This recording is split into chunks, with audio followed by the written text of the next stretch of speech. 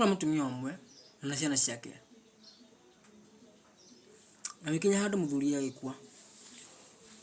Mutumia agitigerwo ciana, akaachwa watoto. Kuachwa watoto. Kashino sasa nitawalea aje watoto wangu. Lakini siku tulikuwa wadogo sana. Mzee amekufa. Bibi huyo mama amefukuzwa na watoto wake. Sasa penye alikuwa amepewa ni kwa mamawe. Unaona sasa hapo angepata chakula hapo. Sasa watoto wakauliza sasa tunaenda wapi sasa? Juu sasa tumefukuzwa. Tutaenda wapi?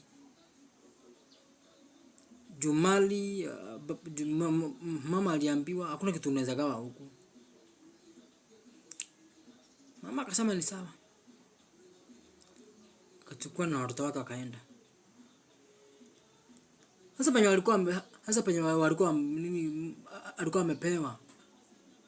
Ni kwa mama yani ni kwa kimlima. Na angepata chakula hapo. Hata kama angepata haingemea. Lakini mama aliishi tu na imani siku moja ya siku Mungu atakuja. Na ndivyo aliishi kuambia watoto wake, one day one time our God will come. Mama akawa na imani sana. And she never give up. He used to pray. Akaomba, anaomba kila siku. Siku moja kuja hawa China. Wakamwambia hii shamba tunataka kuinunua, juu tunataka kujenga nini barabara hapa. Nataka kuambia that through faith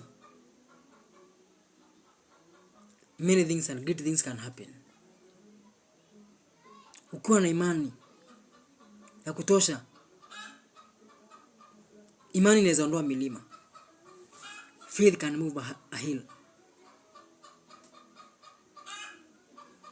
Mama akashindwa aje sasa, na sasa mkibomoa kanyumba kangu sasa mtakaa wapi? Wachana akamwambia tunataka kupima hapa. Tunataka kujenga barabara hapa. Tununue shamba. Tuondoe hii mama zote. Tunataka barabara ipitie hapa. Alafu sasa mimi nitaenda wapi? Akamwambia wewe usishtuke.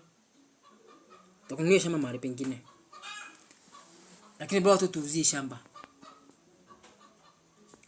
Mama akasema ni sawa. Kama tutanunua nyumba mahali pengine,